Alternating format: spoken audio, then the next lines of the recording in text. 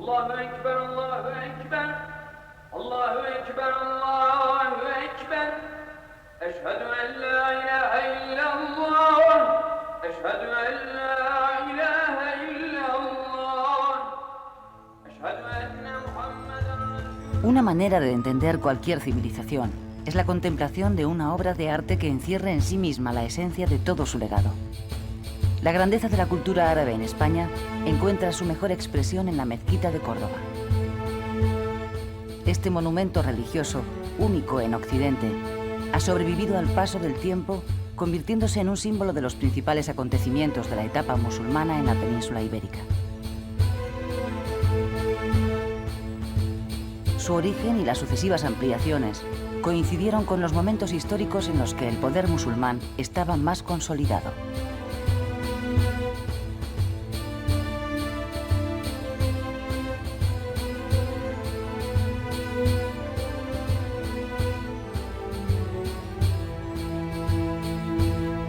Aparte de la mezquita, quedan pocos restos de la antigua Córdoba musulmana, pero los 8 siglos de permanencia del mundo islámico en la península han dejado importantes huellas en la cultura española. Córdoba, en su época de mayor esplendor, era tan bella y tan opulenta que solo la capital del Imperio bizantino, Constantinopla, podía superarla. Córdoba albergó en su tiempo un estado hispano-árabe unificado bajo la dinastía de los omeyas. La capital califal transmitió todo el legado árabe, conservándose en la actualidad, además de la mezquita, una parte de las antiguas murallas y ciertas calles que recuerdan por su trazado a los barrios comerciales de la Córdoba califal.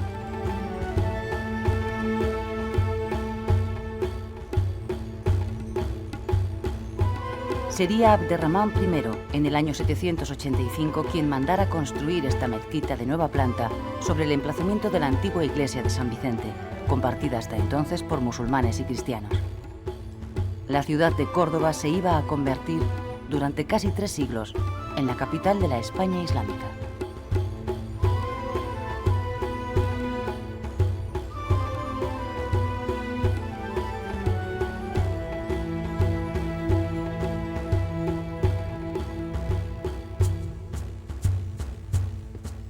La época de mayor esplendor de la civilización musulmana en la península se produjo entre los años 929 y 1031.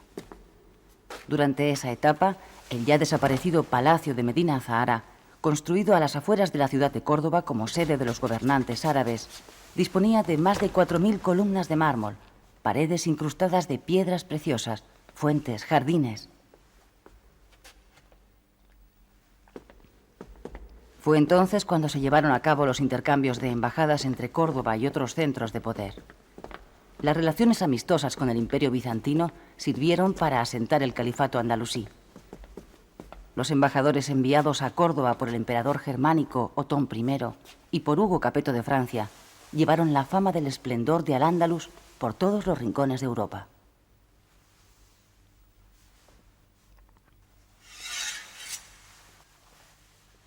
Siempre que el califa quería impresionar a sus visitantes, hacía mover una bandeja llena de mercurio situada en el centro de la estancia. Entonces, el mercurio se reflejaba en el techo dorado y en los bloques de alabastro traslúcido del salón califal, provocando el asombro de todos los presentes.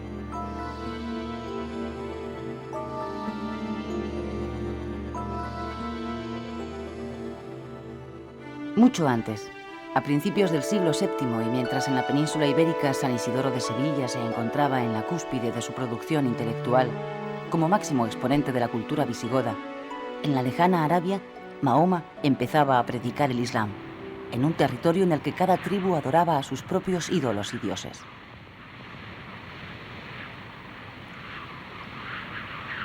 El islamismo, junto al judaísmo y el cristianismo, constituye una de las 3 grandes religiones monoteístas. Se trata de una religión basada en 5 principios: la fe, la oración, el ayuno, la limosna y la peregrinación a la Meca. El Islam niega a Jesucristo como Hijo de Dios y proclama a Mahoma como el gran profeta de Alá, que es la denominación que los musulmanes dan a Dios.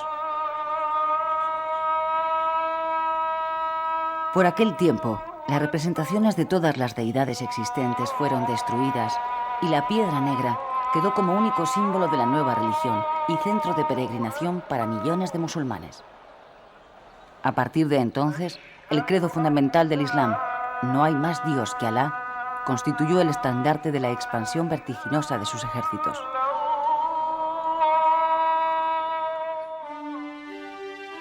Solo 80 años después de morir Mahoma, los ejércitos de Alá habían conquistado Arabia, Mesopotamia, Siria, Palestina, la península del Sinaí, Egipto, Persia, Armenia y Tripolitania, llegando hasta el sur del Punjab.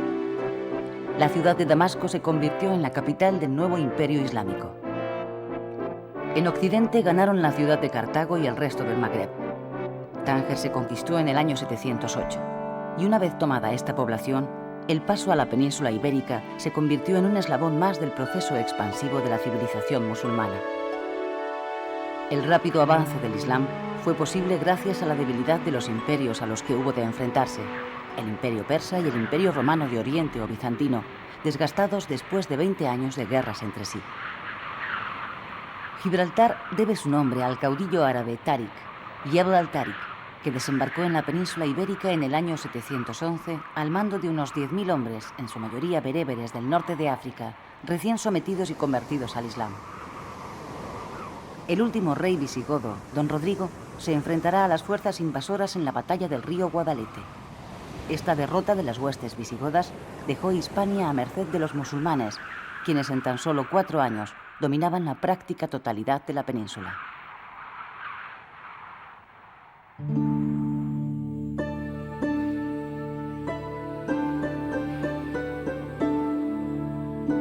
Esta ermita de Quintanilla de las Viñas, en Burgos, construida en el último periodo de la monarquía visigoda de Toledo, es relevante por las incógnitas que plantea. Varada en el tiempo, es mundo romano y visigodo a la vez. Su aspecto de obra inacabada podría simbolizar la interrupción de la cultura hispano-visigoda. Sin embargo, no todo fueron batallas en el avance musulmán. Las tropas islámicas entraron en muchas poblaciones sin ninguna oposición, bien como aliados de los hijos de Bitiza, o bien instalándose mediante pactos con los nobles del lugar. Entretanto, la población de la península ibérica asistía indiferente al hundimiento de la monarquía visigoda. Varios años después, en la crónica mozárabe del año 754, un autor anónimo tomó conciencia de lo que había supuesto la pérdida de Hispania. Aunque todos los miembros se convirtiesen en lenguas, no podrían expresar los males sin cuento que afligieron a Hispania.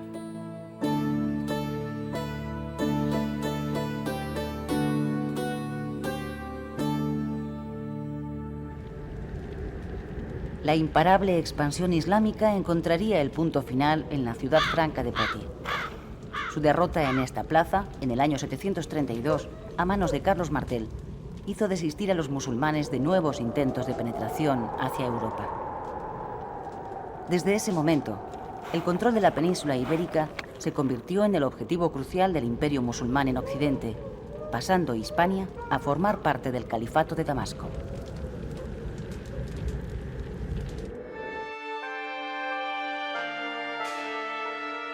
Tal vez se idealice la batalla que tuvo lugar en estas montañas de Covadonga, que en realidad no pasó de ser una pequeña escaramuza sin la menor importancia para los gobernantes de Al-Ándalus. Lo cierto es que posibilitó la creación de una pequeña monarquía de carácter neovisigótico en Asturias en torno al noble y caudillo local don Pelayo. ¿Cuál sería la razón de que los ejércitos islámicos no pusieran más empeño en conquistar estos últimos focos de resistencia cristiana?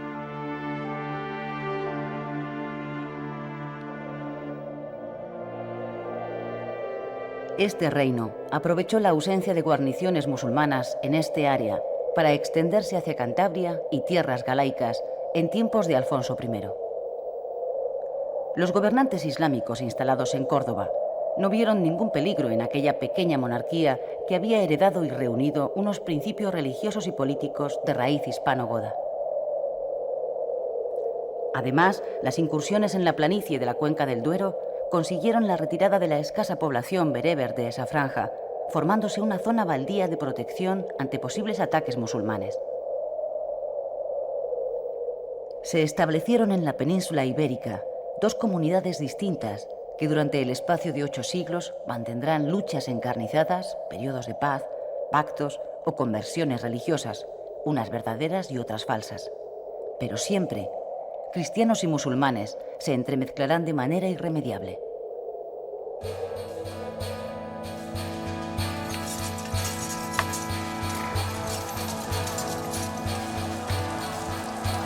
Estamos en manos de la fortuna, como las piezas de un tablero de ajedrez en el que a menudo se ve al rey derrotado por un simple peón.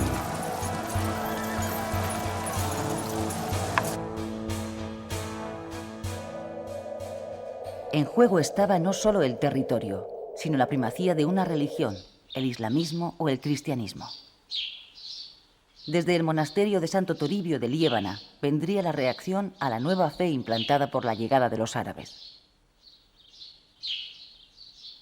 La Iglesia, que había sido la institución más perjudicada por la penetración musulmana, consolidará entre los años 780 y 820 su posición real y teórica en el naciente reino asturiano. Dos circunstancias ayudaron a ello. La primera se sustentó alrededor de la polémica surgida en torno a una teoría que, alentada desde un Toledo dominado por los musulmanes, buscaba la conciliación de las dos religiones. Esta herejía, que propuso considerar a Jesucristo solo como hijo adoptivo de Dios, encontró la categórica contestación de Beato de Liébana. Este monje mozárabe creó una obra comentada sobre el Apocalipsis que se hizo famosa en todo Occidente. La obra sería copiada, embellecida e ilustrada durante más de 4 siglos en los monasterios del norte cristiano, dando lugar a numerosos manuscritos, varios de los cuales han llegado hasta nosotros.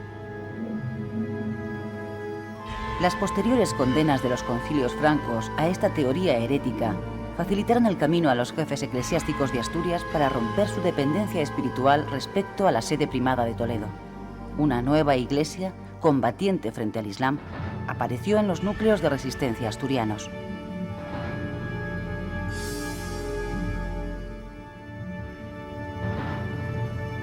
Frente a un Islam iconoclasta, contrario al culto de las imágenes sagradas, los beatos crearon buena parte de la iconografía cristiana. Sus páginas iluminadas guardan muchas claves de los inevitables enfrentamientos entre cristianos y musulmanes. La segunda circunstancia que consolidó la situación de la jerarquía eclesiástica fue la noticia del hallazgo en Galicia, a comienzos del siglo IX, del sepulcro del apóstol Santiago en un monte cercano a la recién creada sede de Iria. El lugar, Compostela, se convirtió enseguida en ruta de peregrinaciones. Más tarde, a comienzos del siglo XII, Santiago Matamoros será el símbolo de la resistencia cristiana frente al Islam, y el Camino de Santiago se convertirá en una vía importantísima de comunicación cultural, económica y religiosa con el resto de la Europa cristiana. A partir de la invasión musulmana del año 711, la mayor parte de la península ibérica se integró dentro del califato de Damasco. Los árabes denominaron a este territorio Al-Ándalus, que significa al que Dios guarde. El asentamiento progresivo en la península de árabes, bereberes o sirios dio paso a un periodo de luchas tribales que los musulmanes trasplantaron desde sus lugares de origen al territorio hispánico. Algo parecido sucedía en Damasco.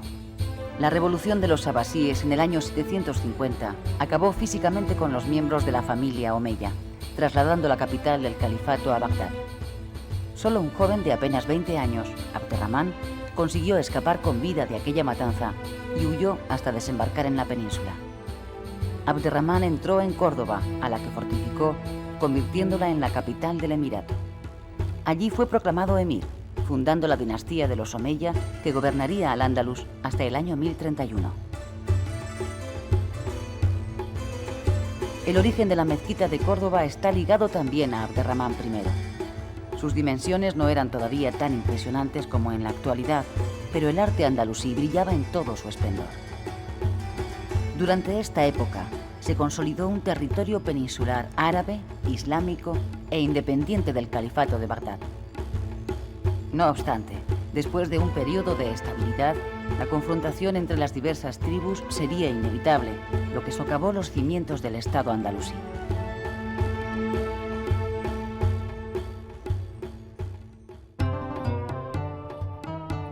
A la compleja composición de esta sociedad, que estaba formada principalmente por elementos de procedencia árabe y siria, habría que añadir el continuo goteo cada vez mayor de todo tipo de grupos procedentes del Magreb.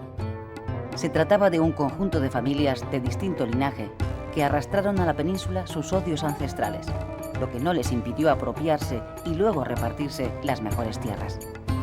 En estos repartos, el elemento árabe salió muy beneficiado en comparación con el bereber. La aristocracia guerrera musulmana se iría transformando en una especie de nobleza territorial al adquirir la plena propiedad de la tierra o, en su defecto, el usufructo. En torno a esta aristocracia se formaría otro grupo heterogéneo compuesto por sus clientes o patrocinados, conocidos por el nombre de maulas.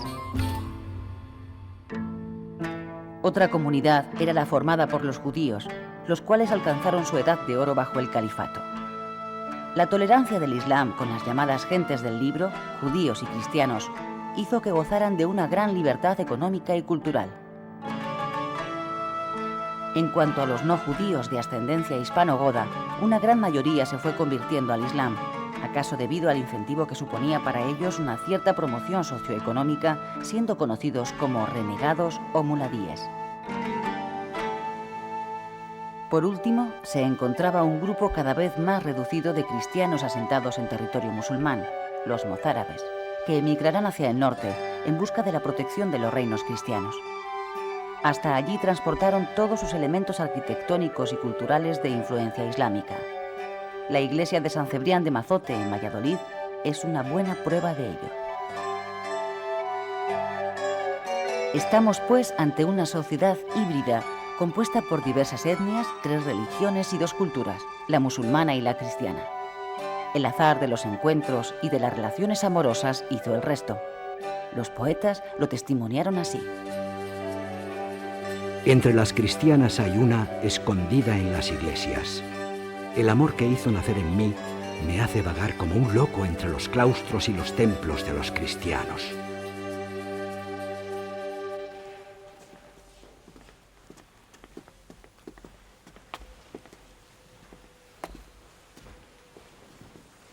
En definitiva, se trataba de una sociedad muy difícil de conciliar, aunque por fortuna también se gestó otra sociedad multirracial o multicultural que serviría de nudo entre Oriente y Occidente. Las conexiones de Al-Ándalus con el Oriente Islámico fueron siempre muy fluidas gracias al comercio y las peregrinaciones a la Meca. Así, se creó una unión espiritual entre los andalusíes y sus hermanos de Oriente, que produjo un intercambio cultural que a través de la península ibérica llegaría hasta el resto de Europa. Esta sociedad en continua mutación hizo de Córdoba un crisol que alcanzaría su apogeo en el siglo X. A partir del año 822, con Abderramán II, Córdoba fue un gran centro cultural en el que la historia, la literatura, la filosofía, la medicina y el arte encontraron el territorio idóneo para su desarrollo y el lugar desde el que influiría en la sociedad cristiana occidental. ودائي ودائي ليس يدريه سوائي ورب قادر ملك جليل. La lengua árabe se convirtió en sinónimo de lengua culta entre toda la población de Al-Ándalus.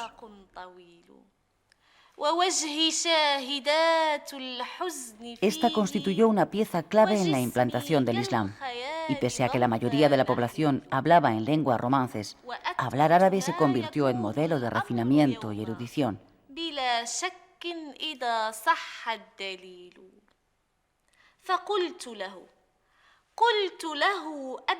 Esa moda de aprender árabe sería denunciada por el mozárabe Álvaro de Córdoba, quien en pleno siglo IX exclamaba: Muchos de mis correligionarios leen poesías y cuentos árabes y estudian las obras de los filósofos y teólogos mahometanos no para rebatirlas, sino para aprender a expresarse en el lenguaje árabe más correcta y elegantemente.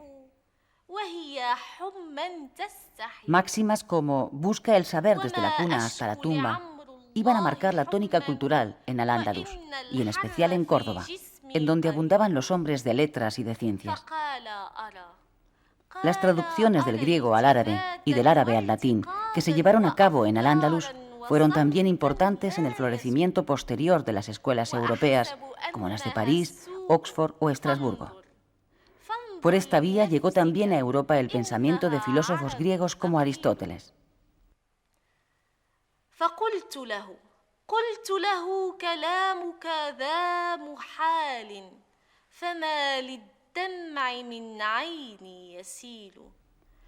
El emir Abderramán II y los califas Abderramán III y Al-Hakam II fueron al mismo tiempo grandes eruditos y coleccionistas de las últimas novedades literarias.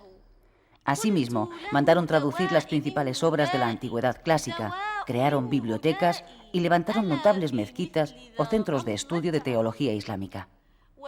Apenas existió un político importante que no compusiera poemas, y las reuniones poéticas eran habituales en los palacios califales.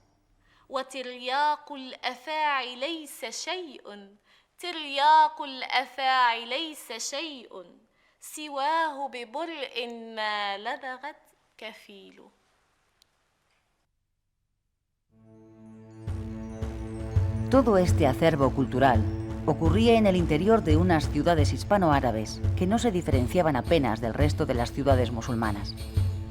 Córdoba llegó a albergar una población cercana a los 100.000 habitantes en una época en que París o Roma apenas llegaban a los 40.000. Aunque el campo continuaba siendo la base del asentamiento de la población, pronto las ciudades adquirirán el máximo protagonismo gracias al desarrollo de sus actividades mercantiles. La Medina constituía el núcleo fundamental de la ciudad islámica. El trazado de sus calles era irregular, semejante a la disposición de un campamento beduino en el desierto. El zoco llenaba de griterío el corazón de las ciudades árabes. En el núcleo de la ciudad antigua de Granada aún se conserva una antigua alhóndiga, conocida como el Corral del Carbón, en donde se realizaban las transacciones comerciales de los arrabales. Un conjunto de calles habitadas por gentes pertenecientes a un mismo grupo religioso o étnico o a una misma actividad económica constituían un arrabal o barrio extenso, que venía a ser una pequeña ciudad. La serie de arrabales, relativamente autónomos, se distribuían en torno a un núcleo central, la Medina, que incluía la mezquita mayor, la alcaicería, lugar donde se venden los productos más valiosos como la seda, y los edificios destinados a depósito de mercancías.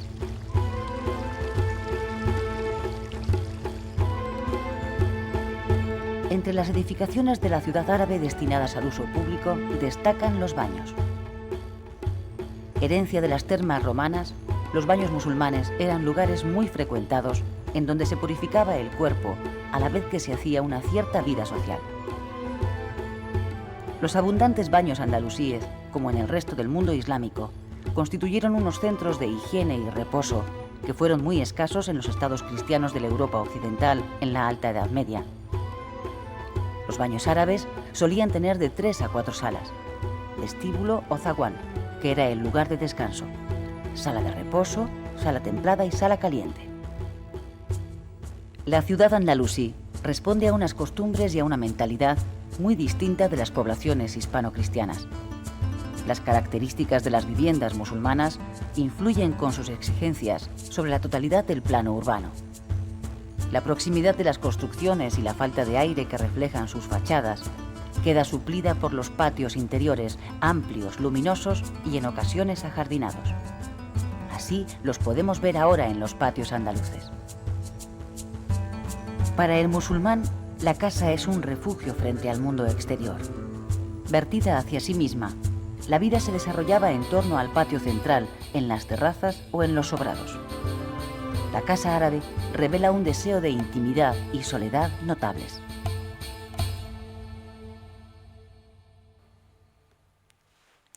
باب طي السر يلوم رجال فيك لم يعرفوا الهوى.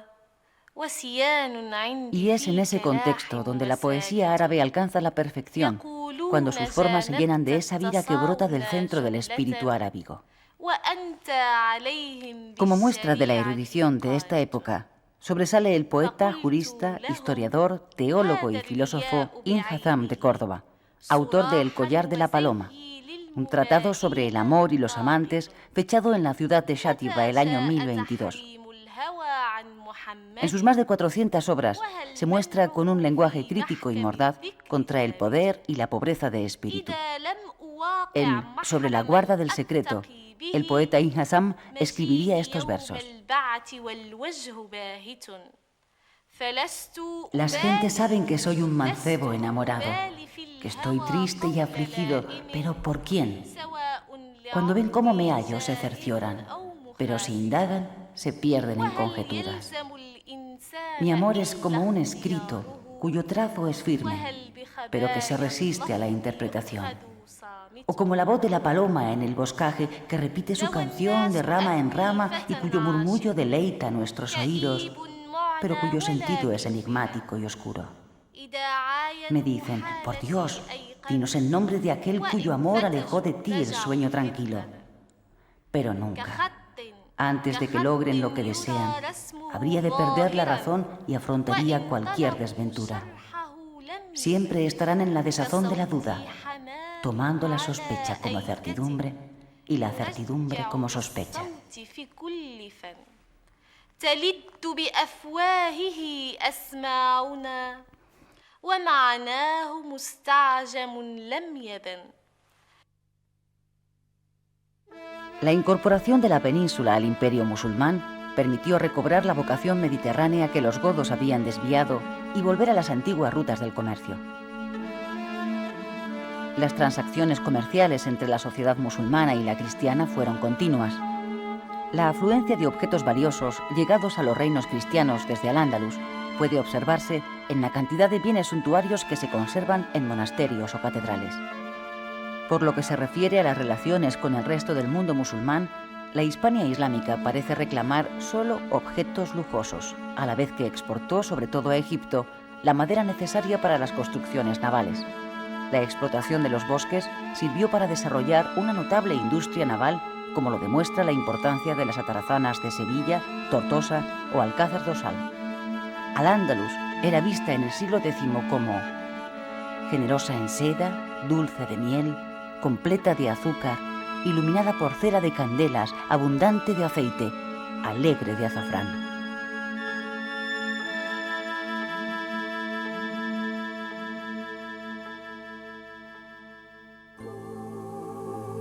Los dirigentes de Al-Ándalus mostraron una gran preocupación por todo lo concerniente a las novedades científicas. En su época de mayor esplendor, los califas enviaron emisarios hasta las cortes orientales para que trajeran los últimos descubrimientos a Al-Ándalus. La cirugía árabe llevaba un adelanto considerable respecto a la latinoeuropea. Resultan sorprendentes las operaciones de enfermedades oculares. Los árabes hacían autopsias desde una época temprana y conocían tanto la antisepsia como el efecto del sueño producido por los narcóticos. Sin embargo, seguían considerando la intervención quirúrgica como último recurso a la que solo se debía acudir en casos extremos. Por su parte, la medicina y la farmacopea se renovarán con la traducción de la materia médica del Tratado de Dioscórides, regalo del emperador bizantino Constantino VII a Abderramán III. Antes de la venida de los árabes, la riqueza en minerales de la península ibérica había provocado la llegada de numerosos pueblos mediterráneos.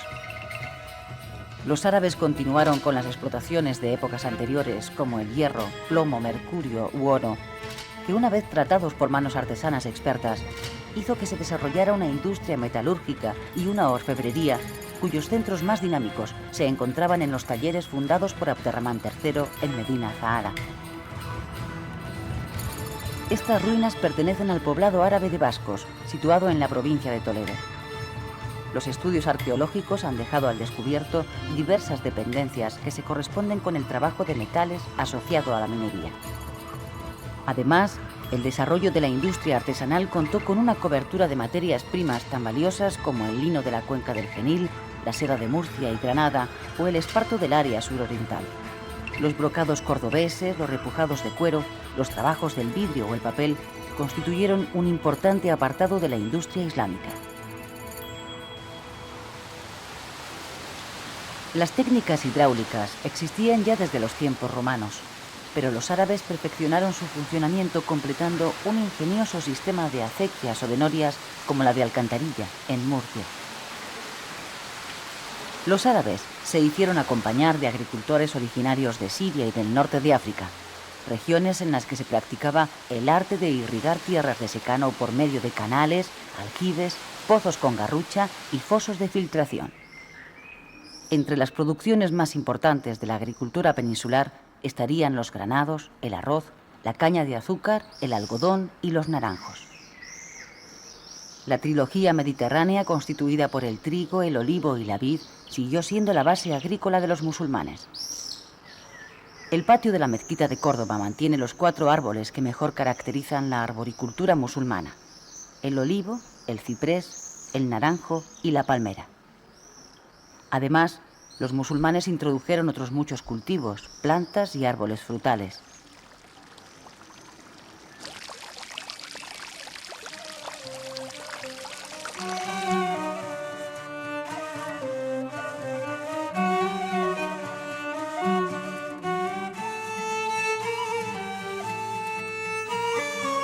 ¿Por qué los árabes continuaron el cultivo de viñedos como en épocas precedentes? Pese a la prohibición coránica de beber vino, todas las clases sociales lo hacían. La ebriedad provocada por el vino podía ser parábola de éxtasis espiritual. La mística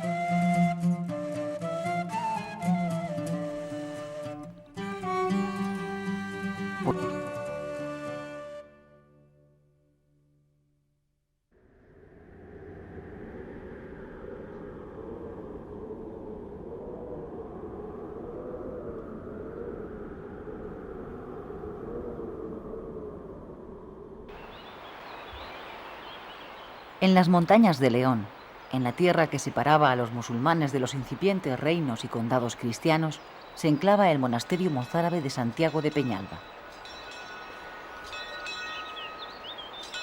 Al mismo tiempo que el reino de Asturias se consolidaba en torno a la cordillera cantábrica, en el área pirenaica, vascones orientales, navarros y grupos de hispani, los que más tarde se denominarán aragoneses y catalanes, crearon a partir del siglo IX una serie de condados al margen de los emires cordobeses que desembocarán en el reino de Pamplona y en los condados que integrarán la llamada Marca de Septimania o Marca Hispánica.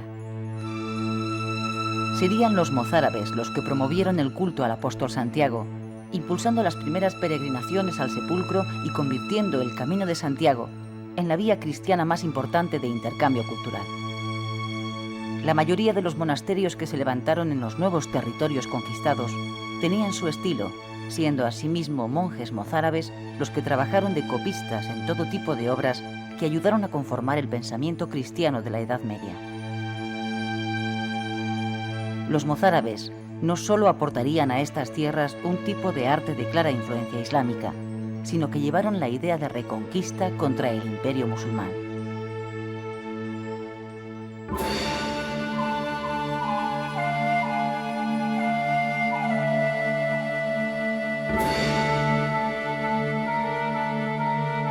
En el año 929, Abderramán III, después de sofocar varias rebeliones, aprovechó la crisis que se estaba viviendo en el califato de Bagdad para proclamarse califa y desligar definitivamente al Andalus del Oriente Islámico, iniciándose de esta forma la Edad de Oro del Islam andalusí. Gracias al florecimiento del comercio y la industria, la ciudad de Córdoba había crecido tanto que la mezquita no podía dar ya cabida a las multitudes que acudían a ella, siendo necesario ampliar sus dimensiones. La parte más grandiosa, a la que pertenece el mihrab y las capillas abovedadas, fue edificada por orden de Al-Hakam II.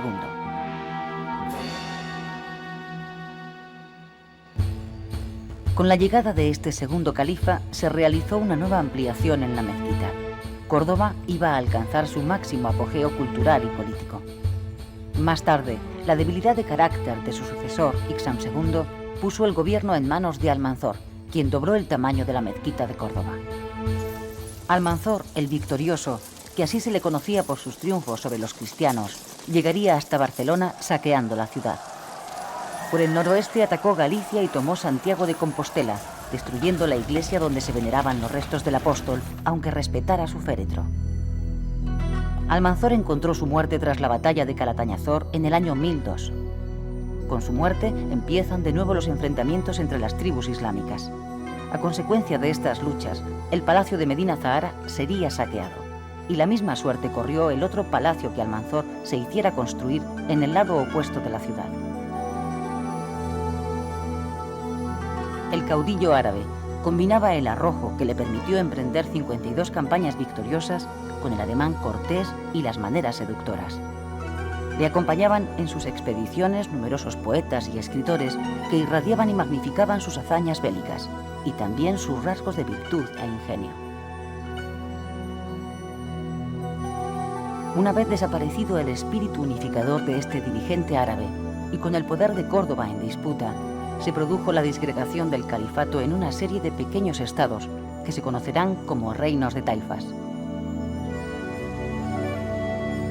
Me he detenido en Al-Zagra llorando y meditando, como si me lamentara sobre miembros dispersos de mi propia familia. ¡Oh, Zagra! He dicho vuelve, y ella me ha contestado. ¿Acaso vuelve lo que está muerto?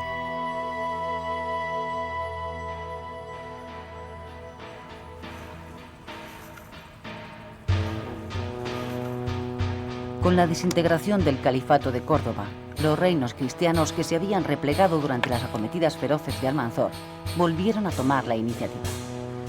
Los movimientos de sus peones, alfiles, caballos, damas o torres resultaron mucho más eficaces, aunque el jaque mate no se iba a producir hasta pasados 4 siglos. Las espadas desnudas del relámpago jugaron como piezas del juego del ajedrez en manos de los jugadores.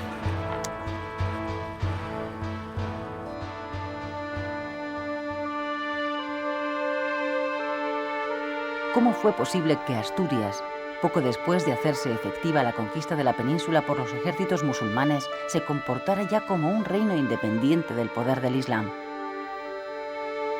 Asturias puede considerarse como un intento de continuidad del reino visigodo. Según la tradición, en Asturias se refugiaron restos del ejército visigodo, clérigos huidos de la invasión musulmana y nobles que habían sufrido el despojo de sus posesiones. El carácter beligerante del nuevo reino asturiano se hizo realidad cuando Alfonso II el Casto saqueó la ciudad de Lisboa y con el botín arrebatado a los musulmanes embelleció Oviedo. A Alfonso II se debe también que el reino astur dejara de pagar tributos a los musulmanes, así como su independencia eclesiástica de la sede de Toledo, que estaba bajo dominio musulmán. A principios del siglo X, el traslado de la capital desde Oviedo a León constituyó toda una declaración de intenciones que los árabes, absorbidos por las continuas luchas internas, no supieron repeler.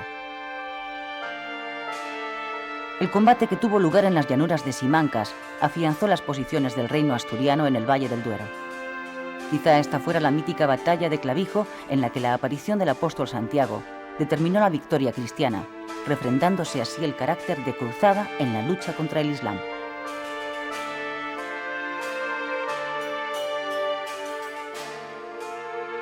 San Julián de Prados se construyó durante el reinado de Alfonso II.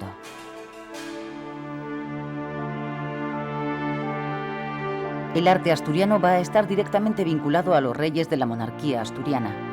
La concentración de poder en sus manos, unido a su fervor religioso, hizo posible la creación en pocos años de un gran número de edificaciones civiles y religiosas en un espacio geográfico pequeño. El actual templo de Santa María del Naranco, antiguo palacio de Ramiro I junto a la iglesia de San Miguel de Lillo, son los máximos exponentes del prerrománico asturiano, conocido como arte ramirense.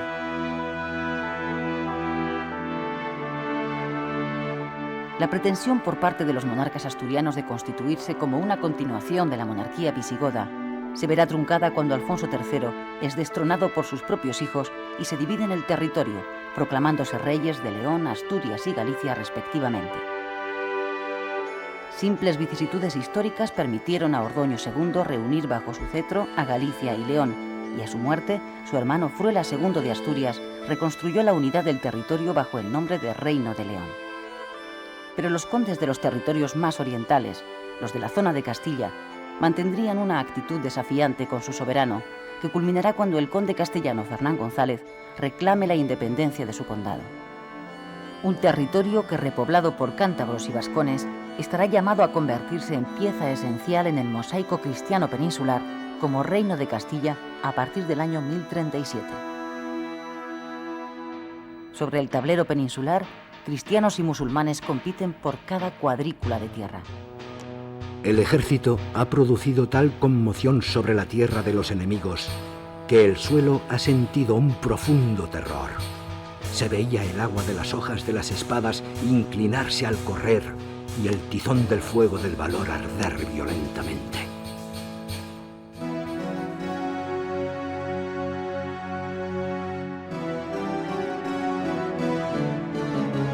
Los núcleos de resistencia pirenaicos y orientales de la península nacen de la conjunción de dos elementos diferentes entre sí. Por un lado, estaba la resistencia natural de los vascones a todo dominio que proviniera del exterior, y por otro, la influencia de los francos, que después de su victoria en Poitiers habían ido recuperando los territorios del sur de las antiguas Galias hasta llegar a los Pirineos.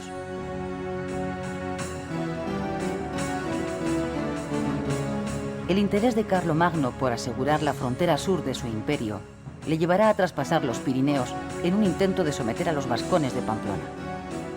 Malogrado el intento franco de tomar Zaragoza, a su regreso, la retaguardia del ejército de Carlomagno sería derrotada en el paso de Roncesvalles por los vascones. Esta hazaña épica, que tuvo una gran repercusión en Occidente, sería inmortalizada en la conocida Canción de Roldán. Se trata del más antiguo cantar de gesta conservado en Francia. La Canción de Roldán fue escrita probablemente a comienzos del siglo XII, unos 30 años antes del Cantar de Mio Cid. El fracaso de Carlomagno en Occidente se vería compensado en el otro extremo del área pirenaica, Urgel, Cerdaña y Gerona. Los pobladores de estas zonas, ante la amenaza que constituía el poder de los musulmanes, optaron por buscar el apoyo del Imperio carolingio. Barcelona sería conquistada en el año 801 por Luis el Piadoso, hijo de Carlomagno, ciudad que a partir de entonces se convertiría en plaza fuerte fronteriza y sede condal. Los condados de la Marca hispánica, alejados del centro del poder franco y situados en una frontera peligrosa expuesta a los ataques musulmanes, gozaron de amplia autonomía. El eje formado por los condados de Barcelona, Gerona y Ausona permanecerá siempre unido, constituyendo la base de la futura Cataluña medieval. En torno a la figura de Bifredo, el Belloso, fundador de monasterios como el de San Juan de las Abadesas y Ripoll, donde está enterrado, se gestará la leyenda de los orígenes del escudo de Cataluña, que después se convertiría en símbolo de todo un territorio. La personalización del poder como patrimonio de un linaje que a su vez era el propietario de las tierras, permitió a los condes repartir la herencia entre sus hijos. De este modo, los territorios se unían o desunían según los fallecimientos, bodas o simples acuerdos que acontecían en el seno de las familias condales.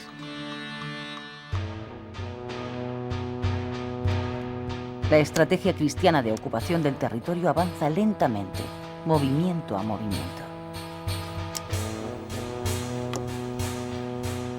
Mira el campo sembrado, donde las mieses parecen al inclinarse ante el viento, escuadrones de caballería que huyen derrotados, sangrando por las heridas de las amapolas.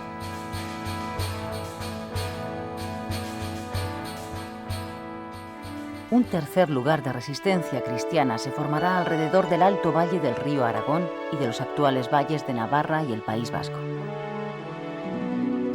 El rescoldo de las tribus vasconas prerromanas acabó creando un reino independiente que poco a poco se iba a convertir en una sociedad en proceso de transformación.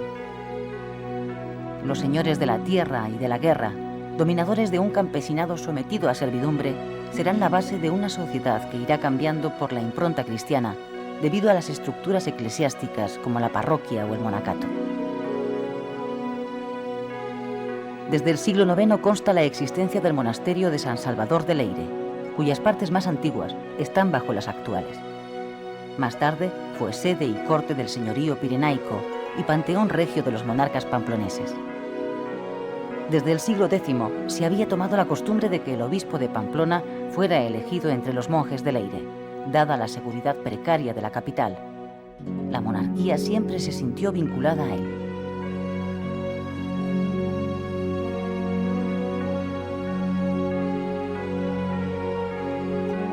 Sancho Garcés I sería el creador del reino de Pamplona y de una estirpe de reyes que durarán 6 generaciones. Pamplona fue desde el principio raíz y capital del reino que aglutinó una serie de territorios en el espacio político pirenaico occidental, creados en torno a la ciudad y a su sede episcopal. Sancho III el Mayor sería el fundador del monasterio de Suso, que situado en La Rioja, muy cerca de Navarra, acogerá el origen del idioma castellano. En ese momento, los dominios del rey pamplonés abarcaban desde Palencia hasta Roda de Isábena, mientras que la frontera con el Islam pasaba por poblaciones como Loarre, Murillo, Biel o un castillo. Sancho III llegó a intitularse Rey de las Españas a raíz de su matrimonio con Doña Sancha, heredera del condado de Castilla. Pamplona era entonces el reino cristiano más poderoso de la península. El testamento de Sancho III el Mayor, fruto de su política matrimonial y de sus conquistas, supuso la crisis del reino de Pamplona. A causa de esta herencia, se crea el nuevo reino, mucho más debilitado para su hijo mayor, García Sánchez III, un condado de Castilla para su hijo Fernando I, primer rey de Castilla, el reino de Aragón para su otro hijo Ramiro I, mientras que Sobrarbe y Ribagorza quedaban para su último hijo Gonzalo. A causa de esta sucesión nacían 2 nuevos reinos, Castilla y Aragón.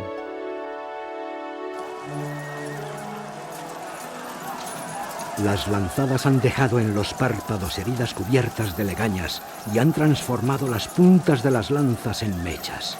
La sangre relucía como la mejilla de la tierra, como si cubriera de rubor, y el polvo se ensombrecía como si fuera col.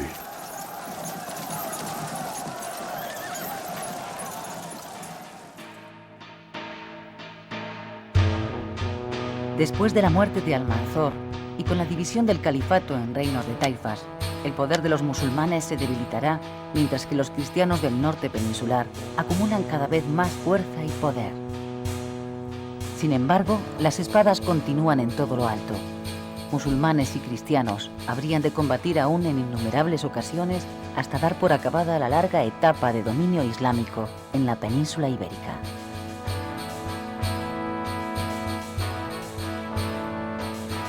¿No visteis que el peón de los infieles cristianos había hecho dama, mientras que nuestro rey estaba en las últimas casillas, en jaque mate?